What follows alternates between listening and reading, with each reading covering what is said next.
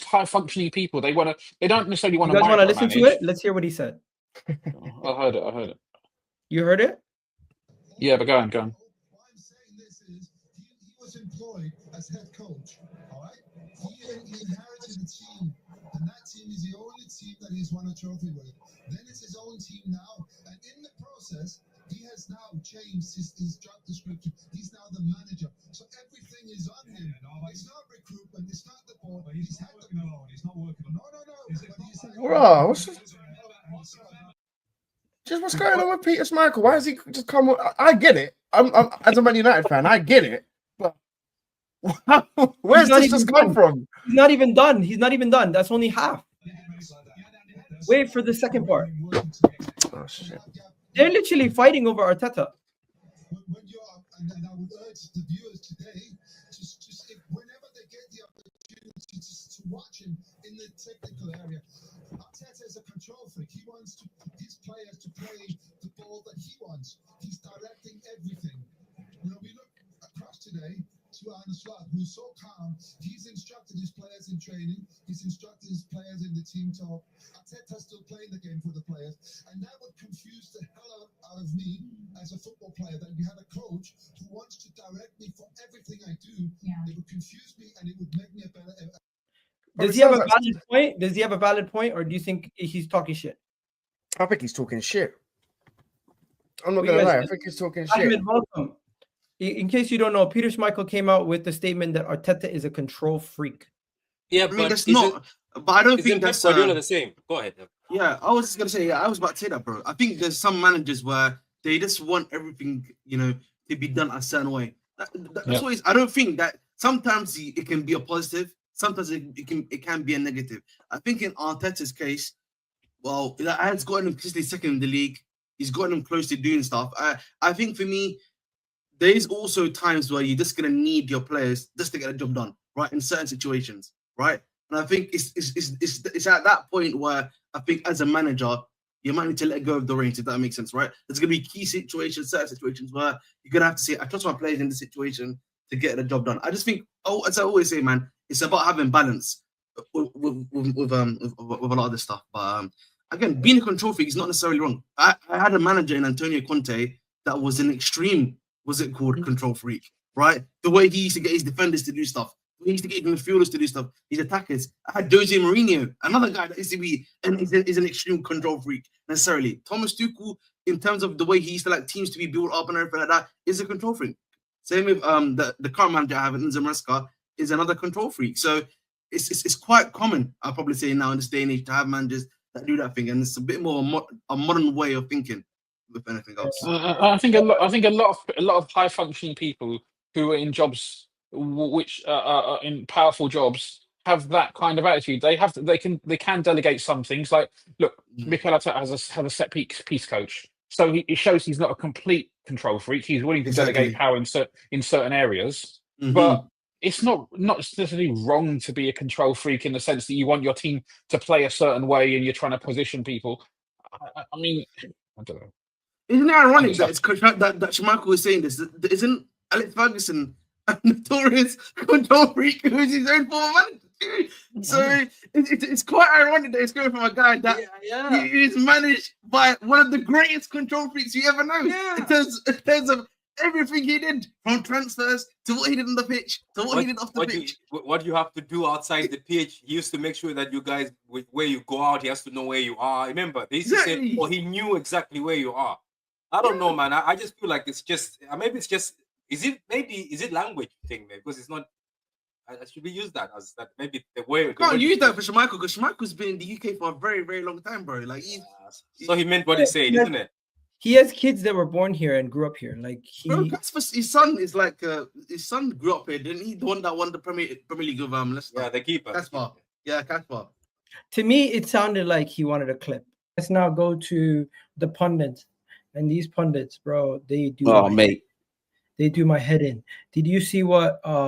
First of all, did you see what Peter Schmeichel said? Called Arteta a control freak, bro.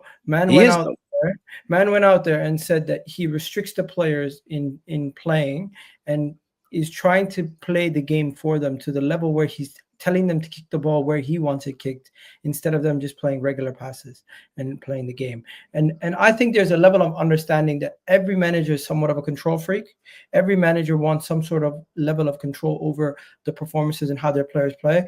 But this is coming from a man who his former manager was controlling people's personal lives. He was telling people not to go out, not to date these kind of girls, not to do these kind of things during their life, not to go smash a thing a night before a game.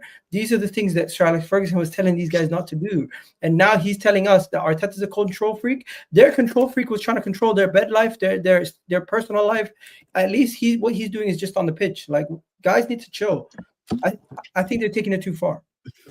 I mean, as a pundit, you have to be careful on what you say and the delivery. I think it's more the way. I think it might be the messenger versus the messenger versus the message, and maybe the way he's delivered it. As you said there, every manager's a control freak. I think Arteta is a control freak, and I want you to change, but I wouldn't want you to change. I'm not happy about being second and all of these kind of things, but you've got us to a point. Now, I actually think Arteta has to evolve. I think there's a lot he has to evolve tactically, and I think a big part of that is, to a degree, you have to give up some level of control that you want across 90 minutes to kind of give more creative freedom. It's like Liverpool's on brand. It's not the same, but you look at Salah's comments about Slot and defending a few weeks ago, and how he basically said to Slot, if you free me up a bit defensively, I'll do the job, and my version of defense will be getting goals and assists and all of that, and I'll allow you. I do think there's that. That's the evolution that Mikel Arteta now needs to take. He needs to give a bit, mainly just in the final third, give a bit more creativity in the final third, or creative freedom. Find a freedom within the framework for certain players.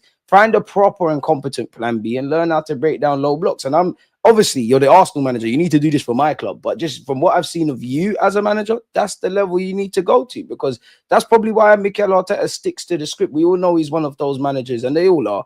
You live by the sword, die by the sword. Whatever I've planned all week, we're going to go out there and we're going to do that. I might make changes in the 80th, 85th minute, but this ain't even me criticizing Arteta. This is just, for me, I think the obvious.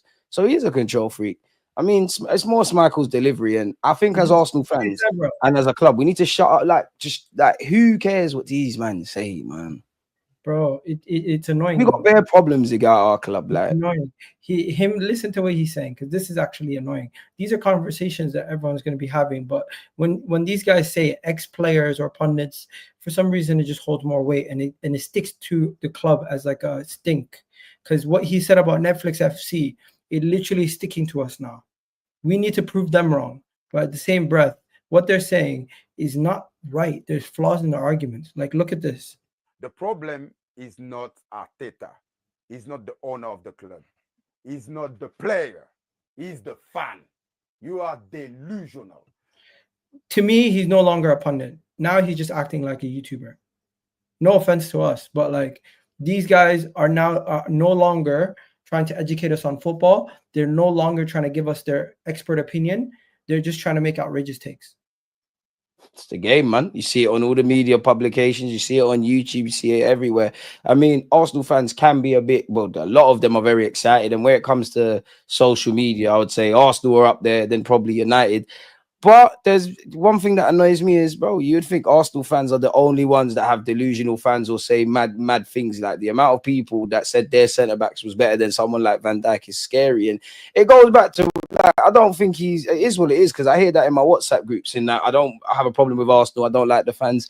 Honestly, who cares if they like us or not, Egal, man? Like, see, if we win the league someday, or the champs or whatever, is anyone gonna, obviously people want to stick it to the pundits who didn't believe, but is anyone gonna care about Patrice Evra, Jamie Carragher, Gary Neville, and the long list? Fuck them. They don't need to like us, bro. You know, and again, they react. Pardon? I was gonna say, talking about Jamie, did you see what he said after the game?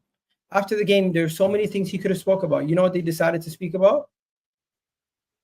Saliba. He's like, well, Saliba without Gabriel might not be the player that we think he is.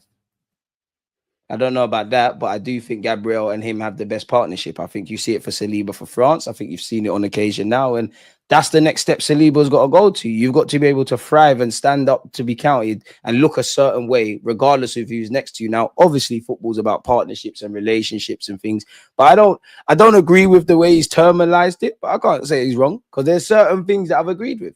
me and you have done videos, and always said I don't think Magalhaes gets enough credit for what he does. And I used to feel, and I still feel, if Saliba has a great game with Arsenal, it's sung to the rooftops. If he has a bad game, it's kind of shut up about. With Gabriel Magalhaes, up until probably this season, when he has a good game, kind of whisper it. When he has a bad game, there's issues. He helps him a lot, and it's anything in life. He's basically implying that Saliba's not a leader, and they need Gabriel there to be a leader.